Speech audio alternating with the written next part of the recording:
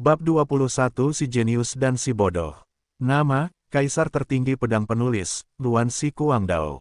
Plus matikan mengatur ulang. Murid generasi ketiga membuka mulutnya lebar-lebar karena terkejut, tergagap dalam kegembiraan setelah tertegun beberapa saat. Nomor 89, Xiao Chengxuan, kelas A+ untuk elemen emas. Bahkan beberapa tetua berjubah perak yang menyipitkan mata dari kejauhan bergegas mendekat setelah mendengar berita itu. Tetua terkemuka, yang tampak berani dan ganas seperti singa, mengangguk puas saat melihat api emas keluar dari telur batu. Dia tersenyum dan berkata, "Tidak buruk, keajaiban kelas A+ pertama hari ini akhirnya ditemukan. Sepertinya ini akan menjadi jenius lain di sekte pencari ilmu pedang kita yang padat penduduknya." Tetua lainnya membisikkan beberapa patah kata kepada murid generasi ketiga. Murid itu kemudian buru-buru mencatat sesuatu pada dokumennya. Tampak jelas bahwa Xiao Chengxuan, yang berasal dari kota Qingyang, telah menjadi fokus utama sekte tersebut. Semua penjaga dari kota Qingyang bersorak kegirangan karena mereka senang atas bakat tuan muda mereka. Rasa hormat juga meningkat di hati Ding Hao. Bakat Xiao Chengxuan memang mengesankan. Level kelas A+ saja sudah membuktikan potensinya dan menjamin dia mendapat tempat di sekte pencari ilmu pedang.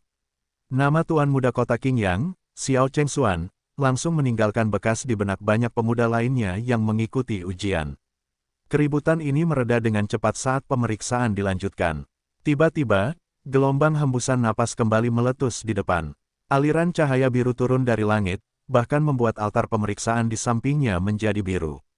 Api sebening kristal tampaknya tidak lebih lemah dari cahaya yang diciptakan oleh Xiao Chengxuan kelas A+. Nomor 789, Li Ruo, kelas A+ untuk elemen air. Pengumuman antusias dari murid generasi ketiga terdengar di altar ujian sekali lagi. Ding Hao diperingatkan saat dia mengangkat kepalanya untuk melihat gadis itu. Di altar pemeriksaan di sampingnya, gadis arogan namun sangat cantik, Li Ruo, berdiri di sana seperti peri yang akan naik ke surga, dengan gaun satin putih bersihnya bergoyang tertiup angin. Dia meletakkan tangannya yang halus seperti batu giok di atas telur batu ketiga dan gelombang cahaya biru menyelimuti gadis itu dan telur batu itu. Itu membuatnya tampak lebih menarik seolah-olah dia adalah seorang dewi yang turun dari surga. Pemandangan yang begitu menarik tentu saja memikat pandangan banyak orang. Hal ini terutama berlaku bagi tuan dan tuan muda yang percaya diri dari berbagai sekte besar. Mereka menatap tajam ke arah gadis berpakaian putih di altar seolah-olah mereka sudah terpikat oleh kecantikannya, dan telah mengorbankan jiwa mereka untuknya. Satu lagi jenius kelas A+. Dia sangat cantik, seperti peri di bumi. Hidupku akan lengkap jika dia bisa tersenyum padaku.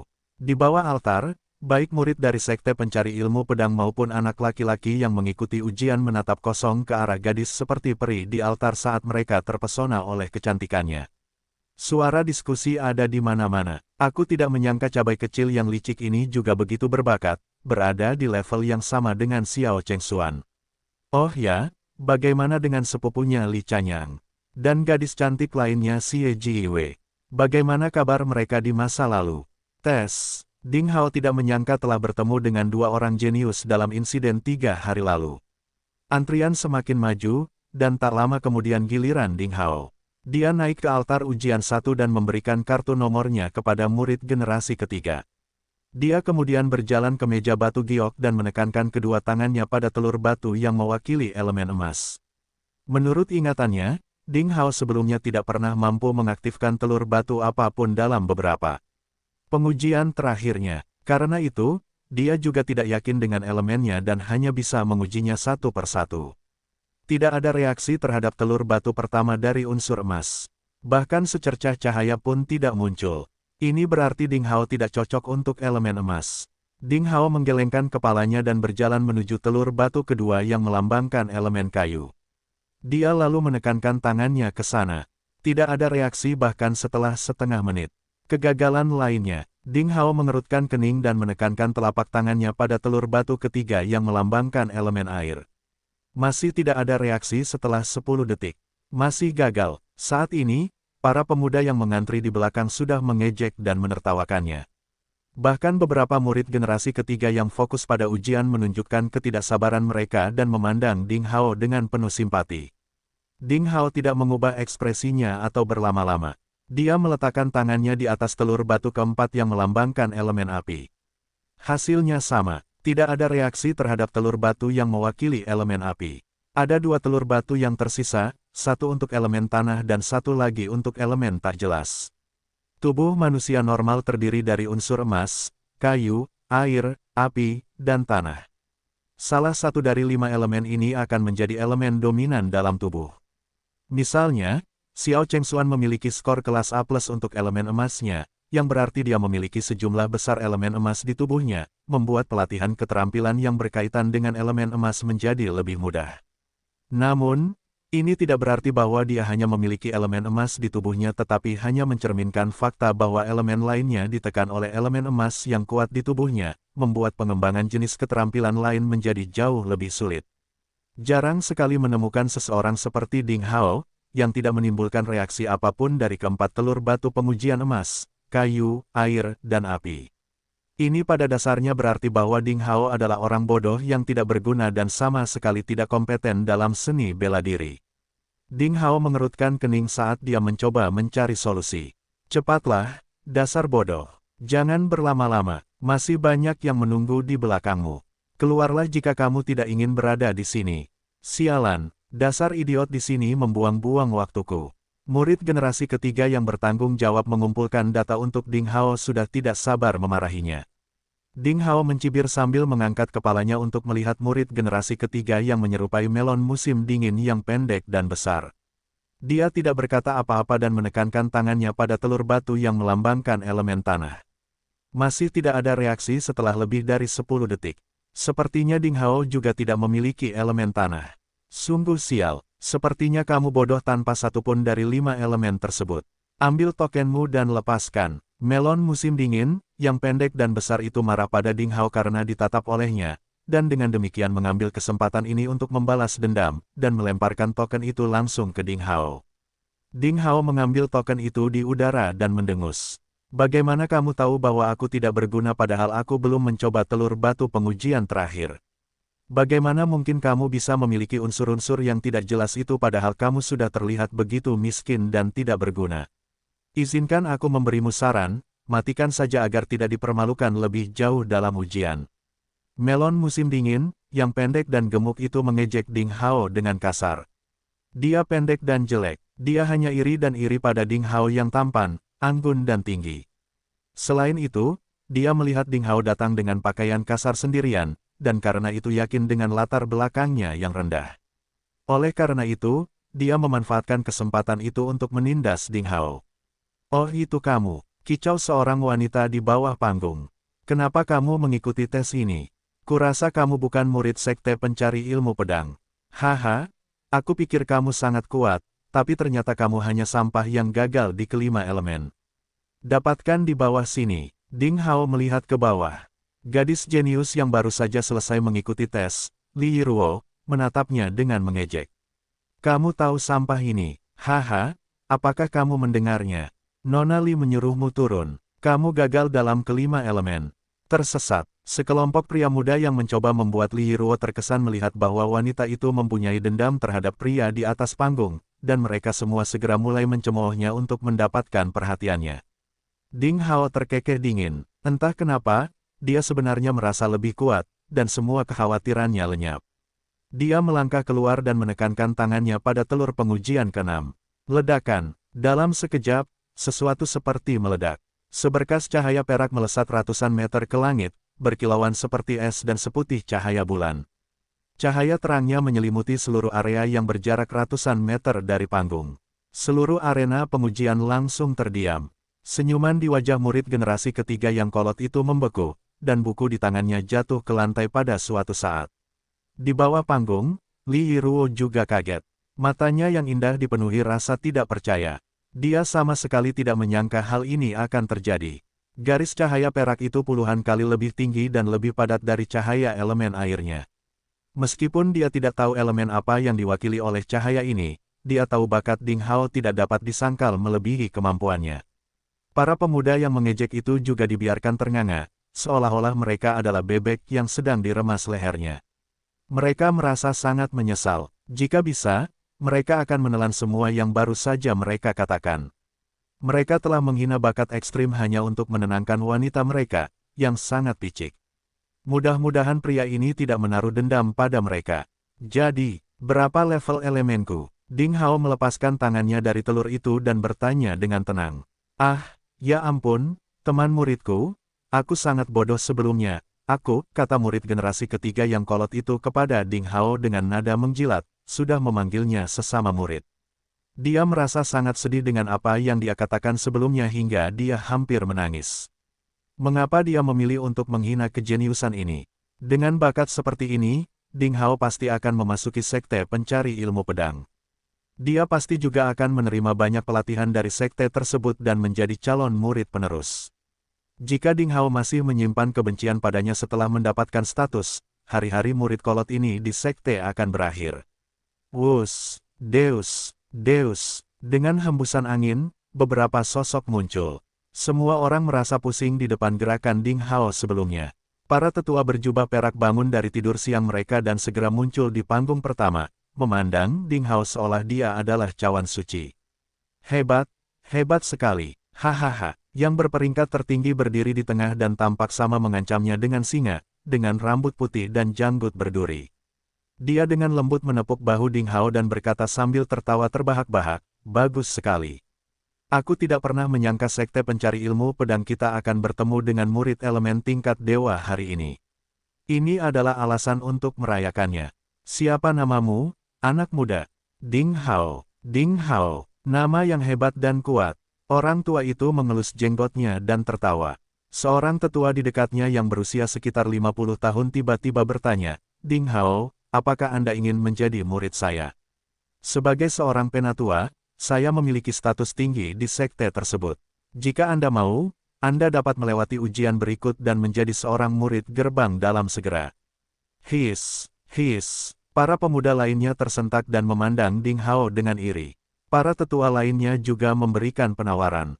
Lupakan, Ding Buer, bakat Ding Hao akan sia-sia jika Anda, seorang tetua gerbang luar, menjadi seorang master.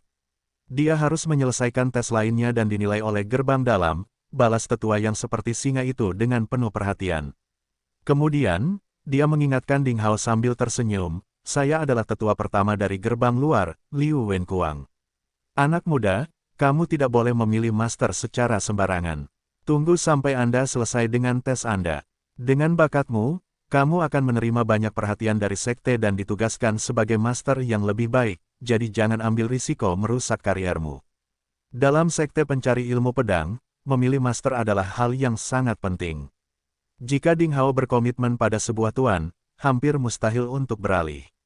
Ding Buer sangat marah. Namun, Liu Wenkuang sangat kuat di gerbang luar, dan dia tidak berani menantangnya. Ding Hao merasa sangat bersyukur dan berkata dengan tulus, terima kasih atas nasihat Anda, Penatua Liu. Tentu saja, bakat itu penting, tapi niat Anda lebih penting lagi. Anak muda, kamu harus bekerja sangat keras untuk menjadi kuat, jadi jangan terlalu ceroboh karena kesuksesanmu, kata Liu Wenkuang. Kemudian, dia dan para tetua lainnya kembali ke tempat duduk mereka. Liu Wenkuang juga menginginkan Ding Hao sebagai muridnya, tapi dia tahu dia bukan tandingan para tetua gerbang dalam. Itu sebabnya dia hanya memberikan sedikit nasihat untuk menjalin niat baik. Orang jenius seperti Ding Hao jauh lebih mudah didekati sebelum mereka menjadi hebat. Di masa depan, kecil kemungkinannya untuk berteman dengannya. Sebagian besar penonton telah pergi, hanya menyisakan beberapa orang yang masih menyaksikan Ding Hao dengan kagum. Li Yiruo juga telah pergi beberapa waktu lalu. Harga dirinya telah sangat terluka, dan dia tidak ingin tinggal di sana. Rekan murid, kamu, aku, tergagap murid generasi ketiga di atas panggung. Dia membutuhkan lencana Ding Hao untuk mencatat pencapaiannya, tetapi merasa sangat canggung untuk memintanya kembali, karena dia baru saja melemparkannya ke Ding Hao. Ding Hao diam-diam menyerahkan lencananya dan dengan tenang meninggalkan panggung. Tidak ada gunanya berdebat dengan orang rendahan seperti dia. Di kejauhan arena pengujian, dua pemuda berdiri di atas pohon kuno. Mereka tampaknya tidak bersembunyi, tetapi kerumunan di bawah mereka, termasuk tetua pertama dari gerbang tua, Liu Wenkuang, tidak dapat melihat atau merasakan aura mereka. Pemandangan yang sangat aneh. Kakak senior Leng, apa yang kamu lihat? Tanya si Feizu sambil tersenyum. Dia mengenakan setelan kuning, dan rambut pirang panjangnya diikat ke belakang dengan benang emas. Saya yakin hanya ada seorang jenius tingkat dewa 6 tahun yang lalu. Jawab yang lain. Dia mengenakan jubah seputih salju, dengan rambut hitam panjang yang tersampir sembarangan di bahunya, dan dia mengeluarkan aura sedingin es. Murid Sekte Pencari Ilmu Pedang secara kasar dibagi menjadi 5 tingkatan nama, gerbang luar, gerbang dalam, penerus, dan inti. Keduanya adalah tokoh teratas di antara murid inti gerbang dalam sekte, dan kekuatan mereka jauh melebihi para tetua gerbang luar. Apakah kita ingin merekrutnya? Tanya si Feizu. Tentu saja, sekalipun kita tidak bisa merekrutnya, kita tidak bisa membiarkan orang itu mengambilnya. Jawab Leng Yixuan sambil tersenyum dingin.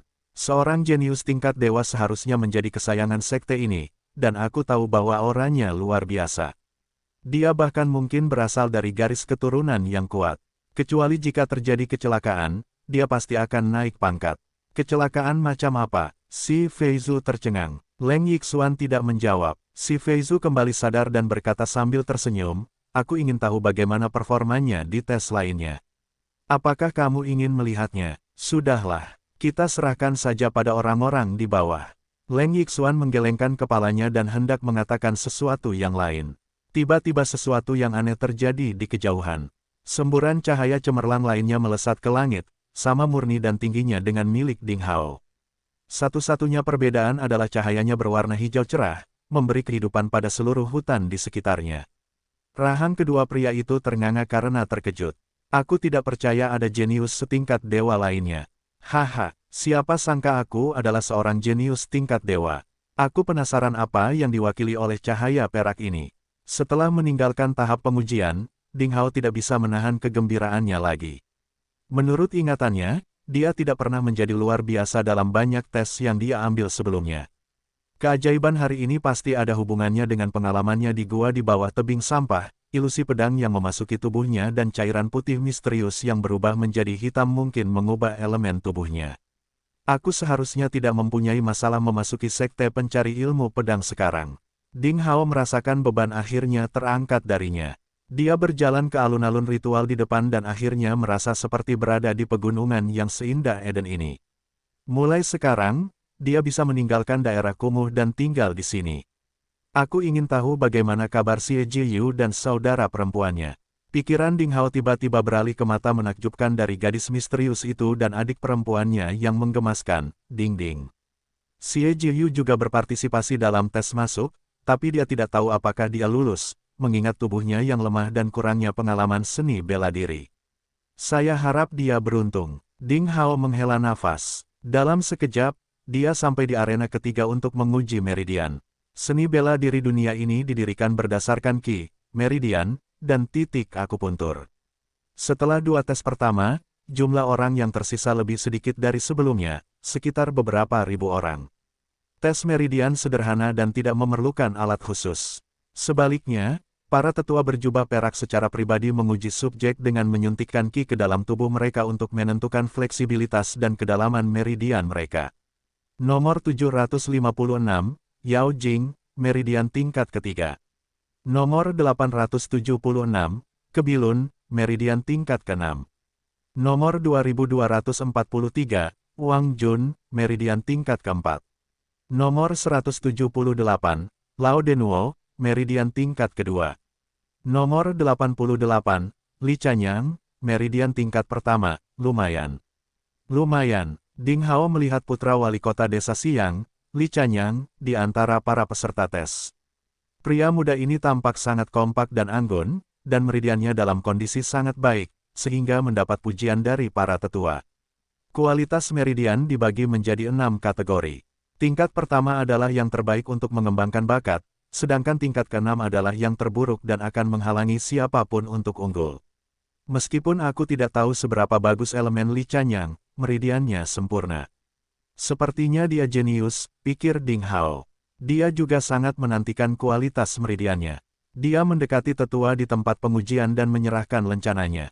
Oh, kamu Ding Hao. Penatua itu menatapnya dengan ekspresi aneh. Berita menyebar dengan cepat di sekte pencari ilmu pedang.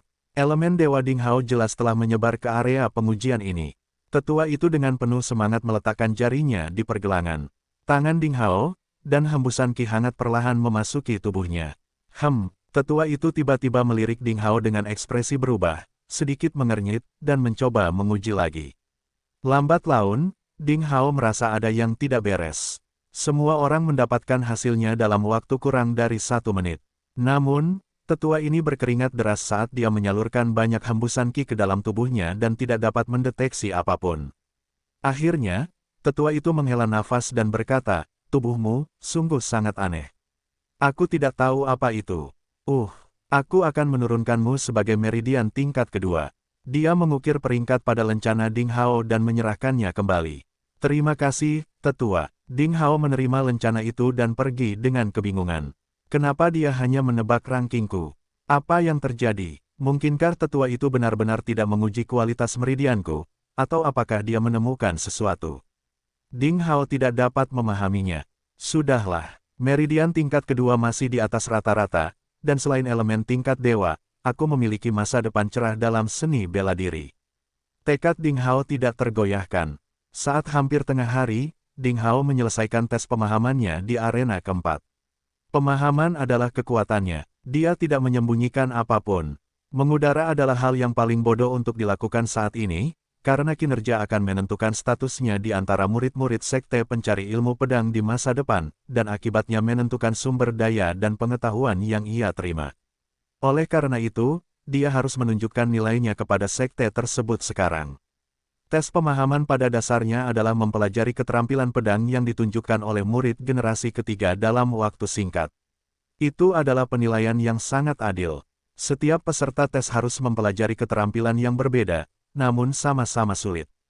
Hanya perlu 1 kali pencarian bagi Ding Hao untuk menguasainya. Selain itu, keahliannya tidak lebih lemah dari murid generasi ketiga sama sekali. Penampilan luar biasa seperti ini mengejutkan semua orang. Semua tetua tercengang dan menilai pemahamannya sebagai luar biasa. Kemudian, mereka mau tidak mau memintanya untuk mencoba beberapa keterampilan lain, yang dia capai semudah sebelumnya. Mereka yang mencurigai dia curang akhirnya merasa kagum dengan bakatnya. Berita tentang penampilannya yang seperti dewa dalam tes lainnya juga menyebar ke seluruh penonton. Setiap tahun, para jenius akan muncul dalam ujian masuk sekte pencari ilmu pedang, dan tahun ini nama Ding Hao bergema di mana-mana. Segera, bahkan mereka yang belum pernah melihatnya secara langsung mengetahui bakatnya, dan banyak tetua penguji yang terkejut. Bahkan dikabarkan bahwa beberapa tetua gerbang dalam yang sulit ditangkap menunjukkan ketertarikan pada kejeniusan ini. Pada tengah hari, Ding Hao tidak melanjutkan ujiannya, tetapi duduk di bawah pohon dan mulai makan siangnya. Setelah menyelesaikan 4 tes, tidak ada keraguan tentang penerimaannya terhadap sekte tersebut. Dia memutuskan untuk menggunakan waktu ini untuk memikirkan langkah selanjutnya. Tetua gerbang luar Liu Wen Kuang benar. Setelah memasuki sekte tersebut, dia harus menemukan guru yang baik. Di dunia ini, tuan seseorang sama pentingnya dengan sekte seseorang. Namun, hal ini sebagian besar disebabkan oleh keberuntungan. "Apakah kamu Ding Hao?" Sebuah suara keras tiba-tiba bertanya. Ding Hao mendongak dan melihat seorang pria muda berpakaian mewah. Dia berjalan dengan 2 penjaga lapis baja dan memandang Ding Hao dengan bangga. Ding Hao tahu siapa dia. Dia adalah Cao Yu yang tampan dan angkuh, yang dianggap sebagai elemen air tingkat pertama selama pengujian putaran pertama. Ding Hao mengangguk dan bertanya, "Apa yang kamu inginkan? Aku dengar, kamu punya elemen misterius setingkat dewa dan mengira kamu semacam jenius. Betapa piciknya. Izinkan aku memberitahumu bahwa akulah satu-satunya jenius, jadi sebaiknya kamu menyadari bahwa elemen tidak berarti apa-apa. Setelah kita memasuki sekte pencari ilmu pedang, hanya kultivator cepat yang akan menang. Ding Hao, mari kita lihat siapa yang lebih kuat dalam 6 bulan. Saya harap Anda tidak mengecewakan saya." Cao Yu kemudian berbalik untuk pergi bersama kedua pengawalnya. "Saya di sini juga untuk memberitahu Anda bahwa saya ingin menantang Anda ketika kita memasuki sekte. Aku, Geyin, juga akan melampauimu untuk menjadi murid generasi kelima yang terkuat." "Haha, aku ingin ikut tantangan ini juga." Setelah Cao Yu menghasut, beberapa peserta tes yang luar biasa juga dengan berani menantang Ding Hao. Mereka semua telah tampil sangat baik dalam tes sebelumnya sehingga mereka pasti akan masuk sekte tersebut. Wajah kekanak-kanakan mereka dipenuhi dengan rasa percaya diri dan kebanggaan, mengingatkan Ding Hao akan masa SMA di kehidupan masa lalunya. Ketika dia mendapat nilai ujian tertinggi di kelasnya, banyak pesaing yang mengumumkan bahwa mereka akan melampauinya di ujian berikutnya. Inilah semangat masa muda. Pada saat ini, Ding Hao menyadari bahwa penampilannya terlalu mencolok dan telah menimbulkan permusuhan. Sekarang, memasuki sekte pencari ilmu pedang bukanlah masalah bagi Ding Hao. Tantangan yang lebih berat akan menantinya di dalam sekte tersebut. Selain itu, tidak seperti di SMA, persaingan ini akan jauh lebih berbahaya, mungkin menyangkut hidup atau mati. Ding Hao tersenyum lebar. Ia menyambut baik kompetisi tersebut. "Permisi, apakah kamu Ding Hao?" Orang lain bertanya. "Itu aku. Apakah kamu di sini untuk menantang?" Ding Hao mendongak dengan kesal tetapi tiba-tiba membeku. Kali ini yang berbicara bukanlah seorang peserta tes, melainkan seorang pria paruh baya berjanggut putih. Dia mengenakan jubah teal dan memancarkan aura lembut, membuat orang-orang di sekitarnya langsung merasakan rasa percaya. "Tuan, Anda." Ding Hao berdiri. "Kamu benar-benar seorang pemuda jenius," kata pria itu sambil tersenyum. "Saya Limu, seorang guru di sekte manusia pertama di Snow Providence, Tranquility Academy. Apakah Anda ingin bergabung dengan akademi saya?" "Akademi Ketenangan." Ding Hao terkejut. Kilatan petir melintas di benaknya. Ding Hao tiba-tiba teringat bahwa pada hari pertama kedatangannya di dunia ini, dia telah mendengar beberapa murid sekte pencari ilmu pedang mendiskusikan 4 pendekar pedang hebat di Provinsi Salju. Mereka telah menyebutkan dalam pembicaraan mereka bahwa pendekar pedang pengejar angin dari sekte pencari ilmu pedang, Guan Feidu, telah mencapai puncak ilmu pedang, tetapi dia dengan mudah dikalahkan oleh pendekar pedang misterius berusia 14 tahun. Ini adalah kejadian abad ini di Provinsi Salju. Pemuda itu ternyata jenius dari Tranquility Academy, Mu Tianyang. Menurut sejarah sekte pencari ilmu pedang, Akademi Tranquility adalah sekte manusia pertama di Provinsi Salju, dan satu-satunya sekte kelas 7 di provinsi tersebut. Ia bahkan mendominasi sekte pencari ilmu pedang kelas 8 dalam hal kekuatan dan jumlah master. Dikabarkan bahwa kriteria seleksi Akademi Tranquility sangat ketat sehingga mereka tidak menerima siapapun kecuali orang jenius. Dia tidak pernah menyangka seorang guru dari Tranquility Academy akan mengundangnya secara pribadi untuk bergabung. Dia berbohong jika dia mengatakan dia tidak tergoda.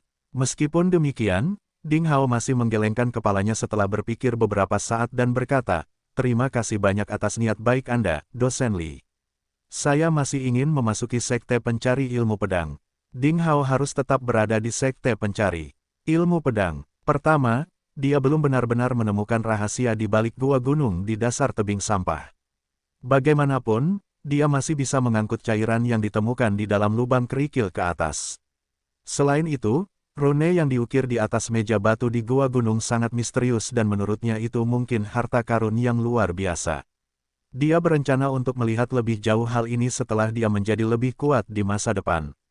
Ding Hao yakin bahwa gua gunung di tebing Great Abyss itu layak untuk dijelajahi. Kedua, Ding Hao masih mengkhawatirkan adik perempuannya yang hilang lebih dari 3 tahun lalu. Namun, jika dia memilih untuk masuk Akademi Tranquility, dia akan kehilangan kesempatan untuk bertemu saudara perempuannya jika dia datang untuk mencarinya suatu hari nanti. Ketiga, kemampuan pemahaman dan bakat Ding Hao dalam ilmu pedang sangat luar biasa dan sekte pencari ilmu pedang adalah sekte yang berkonsentrasi pada ilmu pedang.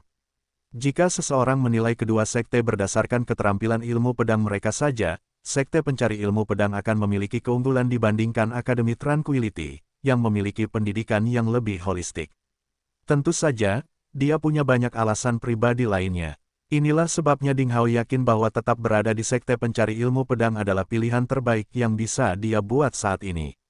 Limu tertegun sejenak. Dia tidak menyangka akan ada penolakan langsung dari pemuda ini setelah dia mengeluarkan kata-kata ajaib, Akademi Ketenangan. Ini merupakan kejadian yang sangat langka. Adikku, tolong pikirkan lagi.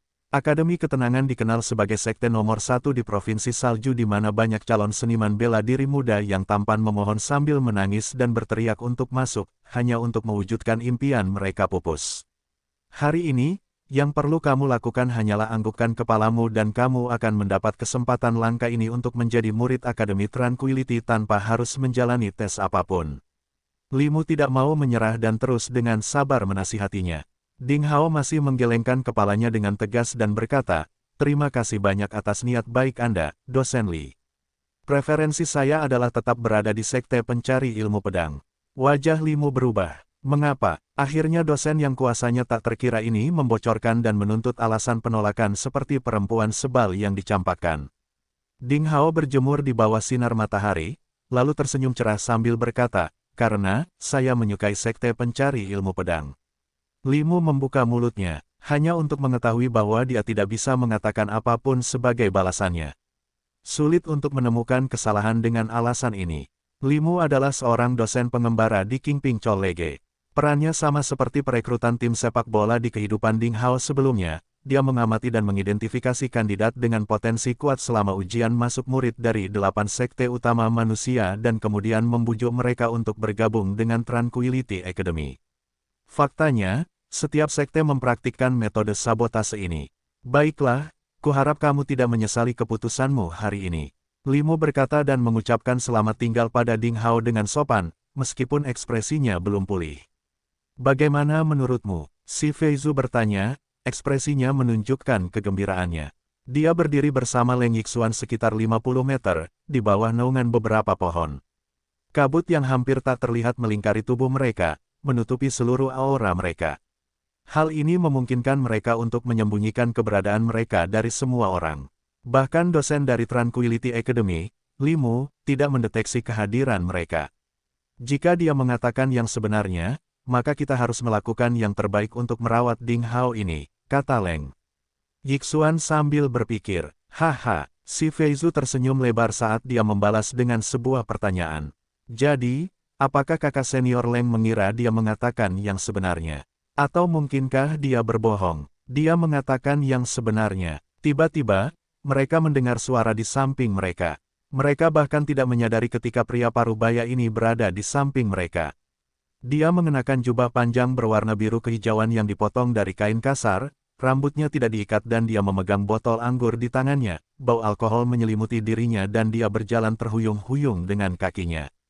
Pria parubaya ini berusia sekitar 40 tahun dan mengenakan pakaian yang sangat sederhana, namun matanya bersinar sangat terang di bawah penutup rambutnya yang kusut, seolah-olah itu menangkap misteri alam semesta di dalamnya, termasuk terbit dan terbenamnya alam semesta, dari matahari, bulan, dan bintang. Baik Leng Yixuan dan si Feizu telah mencapai kekuatan tingkat Grandmaster, namun jika bukan karena pria ini yang membuka mulut untuk berbicara, mereka tidak akan mendeteksi kehadirannya sama sekali. Paman King San, setelah mereka pulih dari keterkejutan mereka segera berlutut untuk memberi penghormatan, rasa hormat terlihat jelas dalam ekspresi mereka. Pria parubaya ini adalah monster tua berpangkat tinggi di sekte pencari ilmu pedang. Namanya Qi Qingshan, dan dia memiliki status yang sangat unik dalam sekte tersebut. "Hehe, cukup bagus. Anak ini cukup bagus," kata Qi Qingshan sambil menenggak secangkir minuman keras dalam satu teriakan. Dia kemudian melemparkan kepalanya ke belakang dan tertawa terbahak-bahak. "Saya suka alasannya." Kemudian, dia mengambil langkah besar ke depan dan menghilang dari pandangan. Leng Yixuan dan si Feizu saling memandang dengan ngeri. Apa yang dipikirkan paman monster aneh ini? Apakah monster dari sekte pencari ilmu pedang, seseorang yang diketahui menolak menerima murid kecuali dia mencapai level biksu bela diri, tiba-tiba bersedia menerima murid? Ding Hao tidak tahu bahwa alasan dia membuangnya dengan santai telah membangkitkan perhatian monster tua dari sekte pencari ilmu pedang, karena dia telah bertemu dengan kenalan lama. "Apa yang kamu lakukan di sini?" Ding Hao bertanya dengan dingin ketika dia melihat Zhao Xingcheng dan Song Jianan berjalan ke arahnya secara berkelompok. Bekas luka di wajah Song Jianan yang disebabkan oleh pedang berkarat Ding Hao sebelumnya telah memudar dan pesona lamanya telah kembali. Adapun Zhao Xingcheng di sebelahnya, wajahnya masih bengkak seperti kepala babi. Bentuknya telah berubah seluruhnya, yang membuatnya terlihat sangat lucu. "Kakak senior, kami datang untuk meminta maaf atas kejadian hari itu. Kami terlalu kurang ajar dan tidak tahu apa yang kami lakukan dan kami ingin meminta maaf atas apa yang telah terjadi.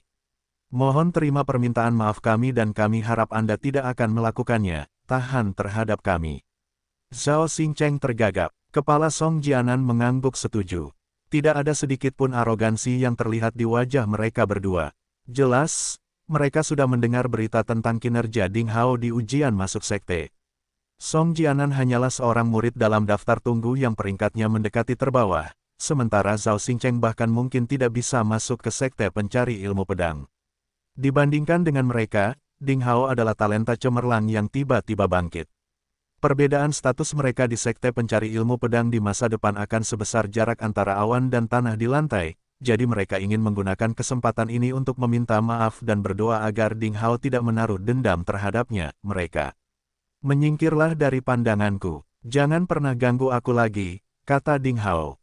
Dingin, saya tidak akan melanjutkan masalah ini lebih jauh. Ya, terima kasih banyak, kakak senior Ding. Mereka berdua sangat gembira. Zhao Xingcheng masih memiliki beberapa kata untuk diucapkan karena dia ingin mencoba untuk mendapatkan sisi baik dari Ding Hao, tetapi Song Jianan menyeretnya pergi ketika dia melihat ekspresi kesal Ding Hao. Beberapa menit kemudian, tiba-tiba terjadi keributan di area pengumuman di kejauhan. Para pemuda yang telah mengikuti ujian masuk sebelumnya bergegas menuju area pengumuman sambil terlibat dalam diskusi yang penuh semangat. Penasaran, Ding Hao bangkit dan berjalan mendekat. Apa itu? Dia melihat ada potongan kertas merah besar yang menempel pada tablet batu besar di area pengumuman. Potongan kertas ini berisi kata-kata kecil dan tampak seperti nama. Ini adalah daftar peringkat yang mencerminkan hasil ujian masuk pagi ini. Seorang pemuda tiba-tiba berseru, seolah dia telah menemukan sesuatu. Kamu benar, itu benar-benar grafik peringkatnya. Aku telah menemukan namaku, peringkat 768. Bantu aku memeriksa, apakah aku masuk dalam daftarnya. Benarkah? Yang pertama dalam daftar adalah, kenapa nama 5 besar ditutup-tutupi? Sekelompok orang mengelilingi grafik peringkat dan berebut ruang untuk melihat daftar saat mereka terlibat dalam obrolan animasi.